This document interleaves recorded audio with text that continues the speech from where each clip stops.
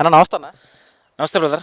అన్న ఇప్పుడు చూసుకుంటే గత 5 సంవత్సరాలు జగన్మోహన్ రెడ్డి ముఖ్యమంత్రి ఉన్న టైంలో ఏ శాఖలో చూసుకున్న అవినీతి జరిగినాయి అని చెప్పి వార్తలు వచ్చినా సరే ప్రత్యేకంగా భూ కబ్జాలు భూ దందాలు ఇష్టానుసారంగా జరిగాయి.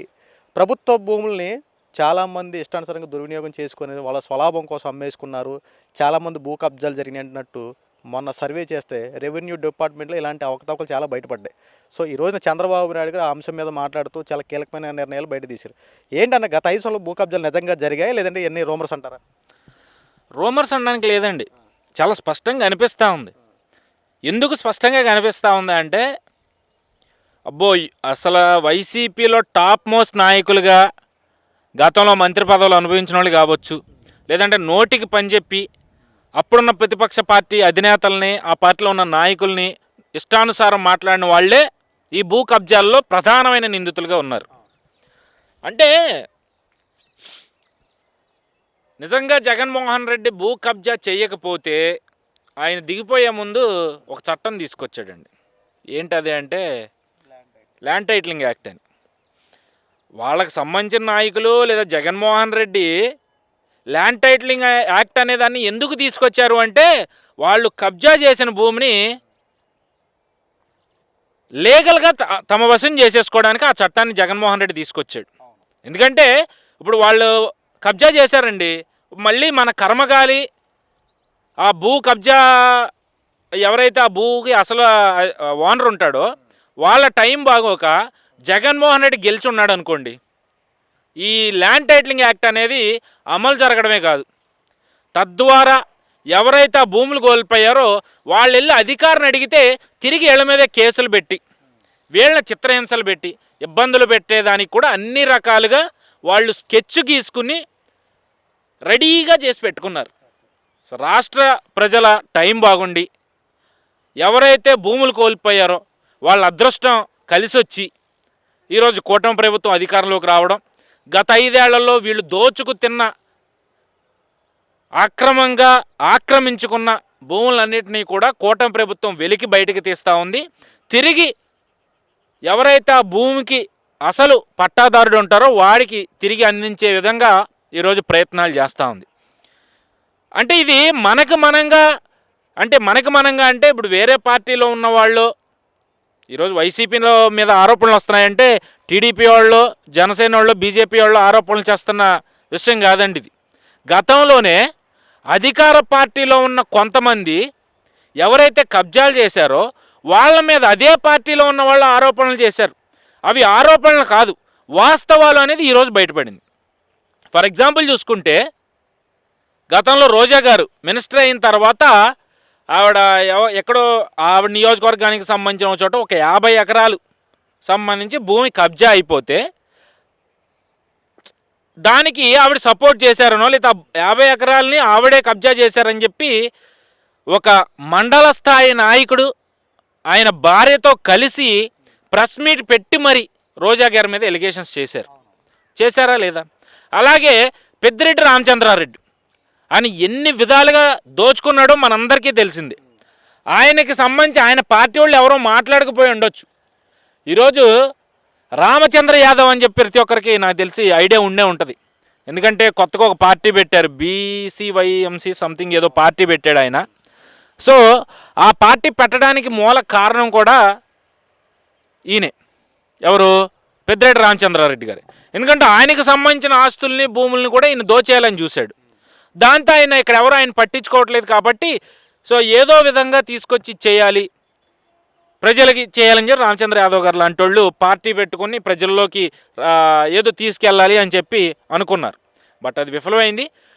అట్ ద సేమ్ టైం ఒక రామచంద్ర యాదవే కాదు, తెలుగుదేశం నాయకులు, జనసేన నాయకులు, రామచంద్ర యాదవ్ గారు, అలాగే వీళ్ళందరూ కలిసి కూడా పెద్దిరెడ్డి రామచంద్రారెడ్డి గారు చేస్తున్న అక్రమాలు, భూదందాలు, ఈ మైనింగ్కి సంబంధించి ప్రశ్నిస్తే వాళ్ళ మీద కేసులు పెట్టించడం, వాళ్ళనే అతి కిరాతకంగా మర్డర్ చేయించిన పరిస్థితులు కూడా మనం చూసాం.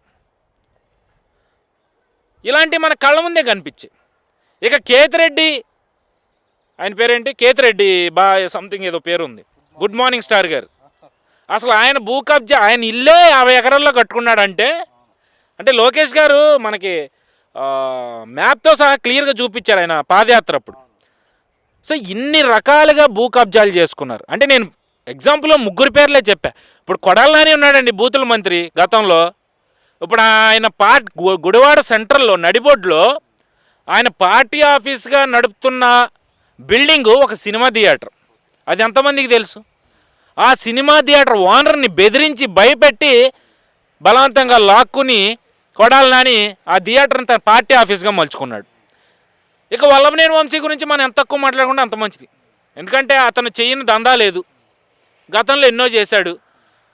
వాటికి భయపడే వైసీపీలోకి వెళ్ళాడు. వైసీపీలోకి వెళ్ళిన తర్వాత వాటిని ఇంకా తారాస్థాయికి చేర్చుకున్నాడు.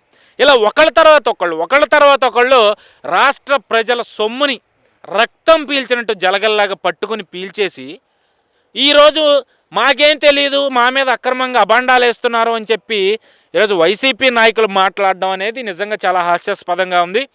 మా టైం బాగుండి మీరు ఎవరి దగ్గర అయితే భూములు లాక్కుని కబ్జాలు చేశారో వాళ్ళ అదృష్టం బాగుండి ఈరోజు కూటమి ప్రభుత్వం అధికారంలోకి రాబట్టి వీళ్ళు చేస్తున్న అక్రమాలన్నీ బయటపడుతూ ఉన్నాయి ఒక్కొక్కటిగా. సో తిరిగి ఎవరి భూములు వాళ్ళకి త్వరలోనే అందబోతూ ఉన్నాయి. తప్పు చేసిన వాళ్ళకి అదేవిధంగా శిక్షలు కూడా ఖచ్చితంగా రానున్న రోజుల్లో పడబోతున్నాయని అయితే చాలా స్పష్టంగా కనిపిస్తోంది. అంటే వీళ్ళు ఒక్క భూ కబ్జాలే కాదు, అన్ని రకాల అంశాల్లో అన్ని రంగాల్లో వీళ్ళు చేయని అవినీతి లేదు. సో మరి దానికి శిక్ష పడాలి కదా. 6 నెలలు అవుతుంది కూటమి ప్రభుత్వం వచ్చి, ఇప్పటి వరకు ఏం స్టెప్స్ తీసుకుంది అని ఎవరన్నా ప్రశ్నిస్తే ఈ 6 నెలల్లోనే కదా అన్నీ ఎంక్వైరీలు చేసి ఎవరి భూముల్ని ఎవరు కబ్జా చేశారు అనేది బయటికి తీసింది. సో వచ్చే రోజుల్లో ఆ కబ్జా చేసిన వాళ్ళకి సంబంధించి కబ్జా చేసిన వాళ్ళని బయటకు లాగడం, వాళ్ళకి శిక్షలు పడే విధంగా నిర్ణయాలు తీసుకోవడం, రెవెన్యూ శాఖ కావచ్చు, పోలీస్ శాఖ కావచ్చు, కలిసి సమన్వయంగా తప్పు చేసిన వాళ్ళని శిక్షించి భూములు కోల్పోయిన వారికి తిరిగి మళ్ళీ వాళ్ళ వాళ్ళకి భూములే కావచ్చు, వాళ్ళు ఏం కోల్పోయారో వాళ్ళకి తిరిగి మళ్ళీ వాటిని అన్నింటినీ కూడా తిరిగి వాళ్ళకి అందించే విధంగా అయితే కూటమి ప్రభుత్వం ఆ విధంగా పనిచేస్తుంది అనేది అయితే నాకైతే అనిపిస్తూ ఉంది. ఇప్పుడు చూసుకుంటే ఇదే విషయంలో ఈ రెవెన్యూ డిపార్ట్మెంట్ సంబంధించి సుమారు కొన్ని వేల పైనే కంప్లైంట్లు నమోదయ్యాయి.